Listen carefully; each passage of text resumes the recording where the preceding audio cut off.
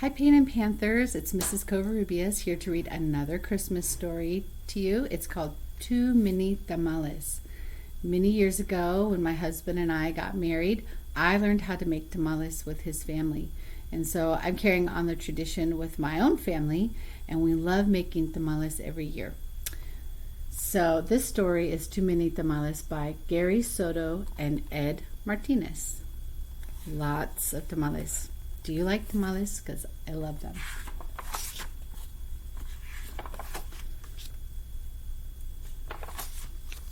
Snow drifted through the streets, and now that it was dusk, Christmas trees glittered in the windows. Beautiful picture. Maria moved her nose off the glass and came back to the counter. She was acting grown up now, helping her mother make tamales. Their hands were sticky with masa. It's kind of like a bread. That's very good, her mother said. Maria happily kneaded the masa. She felt grown up, wearing her mother's apron. Her mom had even let her wear lipstick and perfume. If only I could wear Mom's ring, she thought to herself. Oh, that's something that a lot of girls, they love to imitate their mom. So she got to wear the apron, she got to wear perfume and lipstick, and now she wanted to wear the ring. Maria's mother had placed her diamond ring on the counter. Maria loved that ring. She loved how it sparkled, like their Christmas tree lights. When her mother left the kitchen to answer the telephone, Maria couldn't help herself. She wiped her hands on the apron and looked back at the door. Oh. I'll wear the ring for just a minute, she said to herself. The ring sparkled on her thumb. Maria returned to kneading the masa, her hands pumping up and down. On her thumb, the ring disappeared, then reappeared in the sticky glob of dough. Her mother returned and took the bowl from her. Go get your father for this part. Then the three of them began to spread masa onto corn husks. Maria's father helped by plopping a spoonful of meat in the center and folding the husk. He then placed them in a large pot on the stove. They made 24 tamales as the windows grew white with delicious-smelling curls of steam.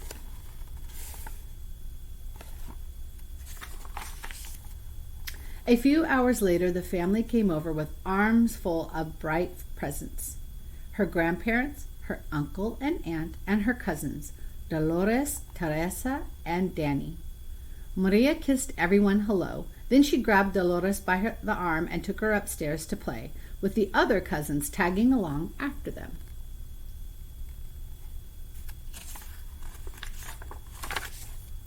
They cut out pictures from the newspaper, pictures of toys they were hoping were wrapped and sitting underneath the Christmas tree. As Maria was snipping out a picture of a pearl necklace, a shock spread through her body. That necklace made her think of the ring. The ring, she screamed. Everyone stared at her. What ring? Dolores asked. Without answering, Maria ran to the kitchen. The steaming tamales lay piled on a platter. The ring is inside one of the tamales, she thought to herself. It must have come off when I was kneading the masa. Dolores, Teresa, and Danny skidded into the kitchen behind her. Help me, Maria cried. They looked at each other. Danny piped up first. What do you want us to do? Eat them, she said. If you bite something hard, tell me. Whoa, that is a lot of tamales to try to eat. The four of them started eating. They ripped off the husks and bit into them. The first one was good. The second one was pretty good. But by the third tamale, they were tired of the taste. Keep eating, Maria scolded. Corn husks littered the floor. Their stomachs were stretched till they hurt, but the cousins kept eating until only one tamale remained on the plate. This must be it, she said. The ring must be in that one. We'll each take a bite. You first, Danny. Danny was the youngest, so he didn't argue. He took a bite. Nothing. Dolores took a bite. Nothing. Teresa took a big bite. Still nothing. It was Maria's turn. She took a deep breath and slowly, gently bit into the last mouthful of tamale. Nothing. Didn't any of you bite something hard? Maria asked. Danny frowned. I think I swallowed something hard, he said. Swallowed it, Maria cried, her eyes big with worry. She looked inside his mouth. Teresa said, I didn't bite into anything hard, but I think I'm sick. She held her stomach with both hands. Maria didn't dare look into Teresa's mouth. She wanted to throw herself onto the floor and cry. The ring was now in her cousin's throat, or worse, his belly. How in the world could she tell her mother? But I have to, she thought.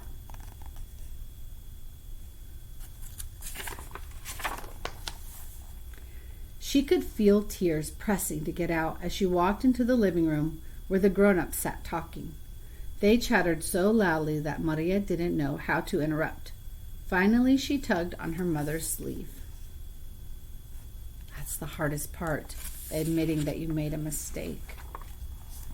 What's the matter? Her mother asked. She took Maria's hand. I did something wrong, Maria sobbed. What? Her mother asked.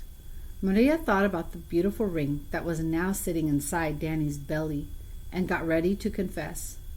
Then she gasped. The ring was on her mother's finger, bright as ever. The ring, Maria nearly screamed. Maria's mother scraped off a flake of dried masa. You were playing with it, she said, smiling gently. Oh, what a shock and a relief for Maria, right?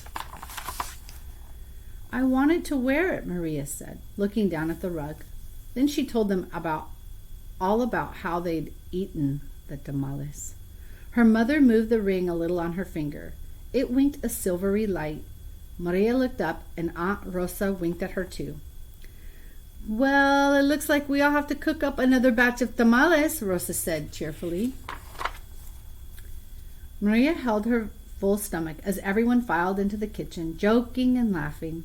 At first she still felt like crying as she needed a great bowl of masa next to Aunt Rosa. As she pumped her hands up and down, a leftover tear fell from her eyelashes into the bowl, and for just a second rested on her finger, sparkling like a jewel. Then Rosa nudged her with her elbow and said, Hey, Niña, it's not so bad. Everyone knows that the second batch of tamales always tastes better than the first, right? When Dolores, Teresa, and Danny heard that from the other side of the room, they let off a groan of the size of 24 tamales. They couldn't imagine eating one more. Then Maria couldn't help herself. She laughed, and pretty soon everyone else was laughing, including her mother. And when Maria put her hands back into the bowl of masa, the leftover tear was gone. What a relief. That was a really happy ending for Maria. All right, you guys, I hope that you tune in again and have a Merry Christmas. Bye-bye.